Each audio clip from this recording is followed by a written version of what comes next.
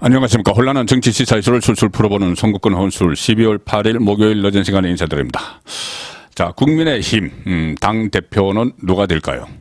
그동안 최근에 며칠 사이에 한동훈 법무부 장관 등판론이 본격적으로 제기가 되다가 윤석열 대통령이 그 부분에 대해서 좀 불쾌감을 표시했다. 뭐 이런 이야기가 들리고 또 지금 이렇게 자꾸 등판설, 당대표 등판설 이렇게 하면은 법무부 장관으로서 일을 하지 못한다. 이렇게 선을 긋고 나서 한동훈 법무부 장관도 기자들에게 지금 법무부 장관 일에 전념하겠다. 단호하게 말한다. 뭐 이렇게 해서 일단 한동훈 변수는 사라졌습니다. 자, 그렇다면은 한동훈 변수가 사라진 이후의 윤석열 대통령의 의중은 무엇일까요? 누구에게 있을까? 자, 그 부분을 한번 짚어보겠습니다. 일단은, 지금 윤석열 정부 국정 전반기이기 때문에, 초반기이기 때문에, 여당 대표 경선에서 윤석열 대통령의 의중이 상당히 크게 작용할 수밖에 없습니다.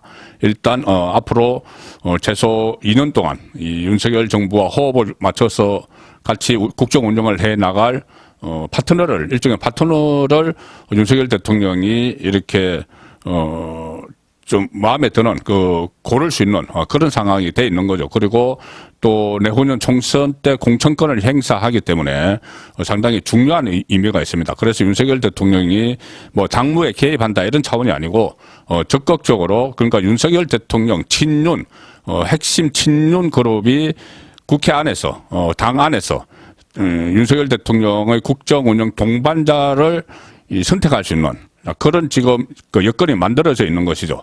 가령 예를 들어서 오늘 출범식을 대대적으로 가진 국민 공감 발대식에 전체 국민의힘 국회의원 115명 중에 71명이 참석을 했습니다. 그래서 여기서 어떤 누구를 당대표를 밀자 이렇게 되면은 뭐 현실적으로 가장 강력한 힘을 발휘할 수 있는 조직이 국민공감인데 여기에 친윤들이 핵심적인 역할을 하고 있기 때문에 결국은 그 친윤의 행동 방향은 윤석열 대통령의 의중에 의해서 결정이 될 수밖에 없습니다. 현실적으로 그렇다는 것이죠. 자, 그렇기 때문에 지금 경선에 이 출마 의사를 밝힌 각 주자들은 지금 윤심 경쟁을 벌이고 있습니다. 일종의 윤석열 마케팅을 하고 있는데, 과거에 박근혜 전 대통령이 상당히 인기가 좋을 때, 그때 박근혜 마케팅, 이런 것이 유행이었죠. 지금 윤석열 마케팅을 벌이고 있는 상황입니다. 최근에 윤석열 대통령과 3시간 동안 만찬을 했다. 그렇게 알려진 울산의 김기현 의원이 최근에 가장 적극적으로 이 윤석열 마케팅을 하고 있습니다. 오늘도 라디오 인터뷰에 출연을 해서 이렇게 이야기했습니다. 김기현 의원이 대통령님하고는 자주 만나기도 하고 전화도 한다. 그리고 수시로 전화 드리면 시간 되면은 윤석열 대통령이 받으시고 안 되시면은 나중에 콜백도 하시고 하면서 자주 소통하는 관계이기 때문에 만나기도 한다. 이렇게 이야기했습니다. 그래서 3시간 동안의 만찬, 이것이 새삼스러운 일이 아니다. 뭐 이런 뉘앙스의 이야기를 했고, 윤석열 대통령과는 같이 식사도 하고 소통도 빈번하게 하고 있는 일이다. 내가 관제해서 만났다고 얘기를 한 적이 없는데 그런 소식이 나와서 사실 전화를 받느라고 아주 곤혹스러운 상황이 있었다. 뭐 이렇게 이야기를 하면서 윤석열 대통령과 가까운 사이다. 이렇게 강조를 하고 있는 것이죠. 윤석열 대통령의 영향력을 다 알기 때문에 그렇습니다. 안철수, 또 다른 당권 주자죠. 안철수 의원은 사실 공동정부 이런 이야기까지 나왔었습니다. 후보 단일화를 하면서. 그래서 후보 단일화를 할 때 친윤의 핵심인 장제원 의원이 이 단일화를 해주면 나중에 정권을 잡고 나서 국민의힘에 안착하는데 우리가 도와드리겠다 이런 약속을 했다는 이야기도 있죠. 물론 그 이후에 허지부지 됐습니다. 그렇지만 안철수 의원도 오늘 부산에서 기자회견을 가지고 윤석열 대통령과의 거리가 상당히 좁다. 우리는 한 몸이다. 이런 이야기를 계속했습니다.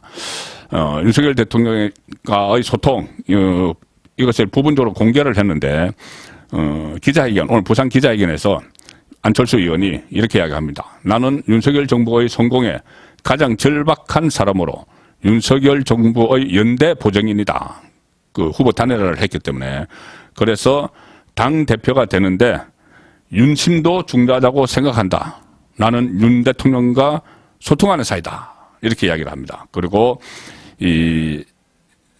안철수 의원 쪽에서는 정권이 출범한 후에 안철수 의원이 어떤 고비고비마다 윤석열 대통령의 고비고비마다 텔레그램 메시지 같은 걸로 정책 그리고 정무 분야를 폭넓게 조언하고 있다. 자, 그건 사실상 공동정부의 한 축의 역할을 담당하고 있다. 이렇게까지 강조를 하고 있는 것이죠. 안철수 의원도 그 오늘 기자회견에서 내가 대통령직 인수위원장을 지냈는데 나를 그러니까 비윤석열 이렇게 이야기하는 것은 맞지 않다. 그리고 아주 잘못된 것이다. 제가 당 대표로 당선되는 것을 막으려는 사람들의 프레임일 뿐이다. 이렇게까지 안철수 의원이 이야기를 했습니다. 그리고 본인이 당 대표가 되면은 2024년 총선을 진두지휘해서 170석을 달성하겠다. 이렇게까지 공약을 했습니다. 안정의석을 만들어서 윤석열 대통령의 국정운영에 성공할 수 있는데 밑거름이 되겠다. 이런 다짐이죠. 뭐 여러 가지 또 다른 사람들도 이 윤심과 가깝다 이런 이야기를 많이 합니다. 가령 윤상현 의원 같은 경우에 뭐 신친윤 이렇게도 불리죠. 윤상현 의원. 윤상현 의원은 간주에 다녀온 분들이 자기 정치를 하면서 윤심을 파는 게 문제다. 김기현 그 의원을 겨냥한 말이죠. 나는 윤심을 파는 행위는 안 한다. 스스로 자각론을 한다. 이렇게 또 차별화를 하기도 했고, 그렇지만 그런 윤상현 의원도 나도 대통령과 언제든지 마음대로 수시로 소통할 수 있다. 이렇게 이야기를 합니다. 그리고 대통령에게 뵙자고 하면은 항상 열린 마음으로 받아들여주고 와라 하는 스타일이다. 만나러 와라. 윤석열 대통령이 그렇게 하는 스타일이다. 이렇게 또 본인이 윤석열 대통령과 친밀하다는 것을 과시를 했죠. 윤상현 의원은 뭐 사석에서는 내가 윤석열 대통령에게 출마한다고 이야기를 하니까 당권에 출마한다고 이야기하니까는 열심히 해보라 이렇게 말씀도 하셨다 이런 이야기도 또 했습니다. 자 그렇다면 이 상황에서 윤심은 과연 누구에게 있을까요? 일단 당장 생각을 할 수 있는 것은 친윤 그 핵심 그룹 중에서 사실상 당권 도전을 선언을 한 권성동 의원을 떠오를 수 있죠. 그런데 권성동 의원은 어떻게 보면은 원조 친윤 중에서 유일한 그 당권 주자인데 최근에 그런 찌라시가 나더라죠. 권성동 의원이 그때 이 한남동 그 대통령 관저에서 만찬을 했는데 친윤 4인방이 이 장제원, 권성동, 윤한웅, 그 이철규 이렇게 만찬을 했는데 그 자리에서 장제원 의원이 당권에 도전하겠다. 좀 대통령께서 도와주시라 하니까 윤석열 대통령이 당신은 너무 지지율이 낮아서 안 돼. 이렇게 했다. 그래서 그것이 찌라시에 나왔습니다. 그러니 권성동 의원이 발끈해서 그 책임을 묻겠다. 법적 책임을 묻겠다. 그 거짓말이다. 이렇게까지 이야기를 했죠. 근데 거기에 그치지 않고 또 다른 찌라시 내용은 윤석열 대통령뿐이 아니고 장제원 의원에게도 권성동 의원이 도와주면은 내가 당권을 잡을 수 있다 이야기했는데 장제원 의원이 아니 그 지지율이 너무 낮아서 안 돼. 뭐 이렇게 했다는 이야기까지 지금 놔두는 상황입니다. 이 부분은 좀 지켜봐야 될 것 같은데 실제로 권성동 의원은 지금 지지율이 상당히 그 낮은 상황이기 때문에 실제로 아주 어느 정도 돼야지 뭐 국민 공감 같은 데서 대대적으로 밀어서 당선을 시킬 수가 있는데 일단 일반 국민 여론조사도 지금 뭐 현재 30% 반영되고 뭐 그걸 줄인다고 해도 어느 정도 반영이 되는데 일반 국민 여론조사에서 너무 턱없이 부족하면은 당권이 어렵겠죠. 자, 그래서 이 권성동은 아닌 것 같다. 윤석열 대통령의 어중에. 그러면 누굴까? 가령 뭐 나경원 전 의원도 생각을 할 수가 있죠. 나경원 전 의원이 지금 여론조사 보면은 1위는 유승민 전 의원입니다. 역선택 때문에. 그런데 국민의힘 지지층에서는 나경원 의원이 여전히 1위를 차지를 하고 있죠.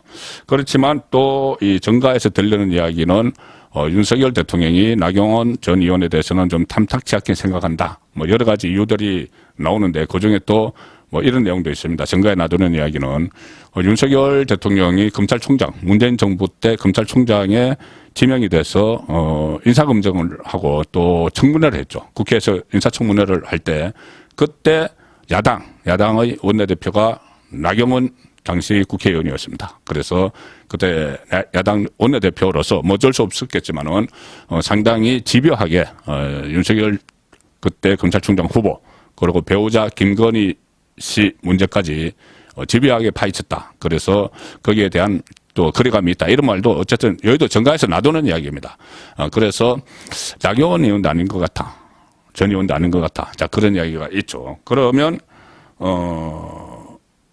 지금 차출론이 나오고 있는 그 내각 중에서 원희룡 국토교통부 장관 이렇게도 생각을 할 수가 있는데 이 한동훈 법무부 장관이 이제 안 된다고 한 것과 마찬가지로 지금 내각에서 누구를 차출하는 데 대해서는 상당히 이 부담을 느끼고 있다. 윤석열 대통령이. 그런 말이 있고, 특히 이 아침에 제가 소개해 드렸다시피 이 자기 대권 주자를 당대표에 당대표에 앉으면은, 당장 이 현 대통령과 차별화를 할 수가 있고 또, 견제를 할 수가 있습니다. 그리고 나중에 그 총선 때 공천을 할 때 자기 사람들을 대거 공천을 하면서 또 대통령실과 마찰을 빚을 수가 있다. 그래서 자기 대권 주자는 곤란하다. 이런 또 인식이 있다고 합니다. 대통령실에서. 그래서 원희룡 국토교통부 장관은 그전에 계속 뭐 대권 출마도 했기 때문에 경선에 적극적으로 윤심이 작용할 가능성은 좀 낮다. 자, 그러면 누굴까? 또 한 사람 차출설이 있는 사람이 있죠. 권영세 통일부 장관. 권영세 통일부 장관은 그때 이 고시 공부를 윤석열 대통령과 같이 했고 상당히 친숙한 관계입니다. 그런데 그렇기 때문에 차출설이 있었는데 당대표 차출설이 많이 있었는데 지역구가 서울 용산이죠.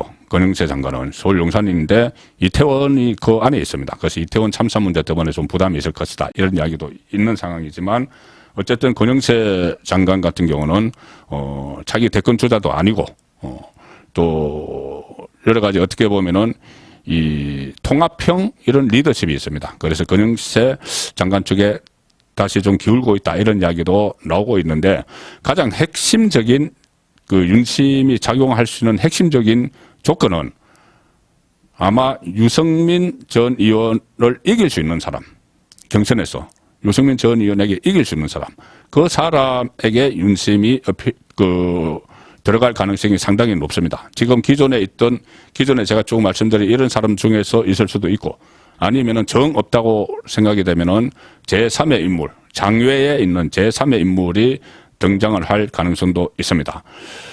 유승민 전 의원이 당대표가 되면은 제2의 이준석처럼 이 사사건건 이 국정 운영에서 충돌을 할 것이기 때문에 어쨌든 유승민 전 의원은 피하자. 그래서 유승민이 아니면은 누구라도 괜찮다. 이것이 지금 현재 윤석열 대통령의 의중, 윤심이 아닐까. 그렇게 판단을 합니다. 송국근의 혼술이었습니다.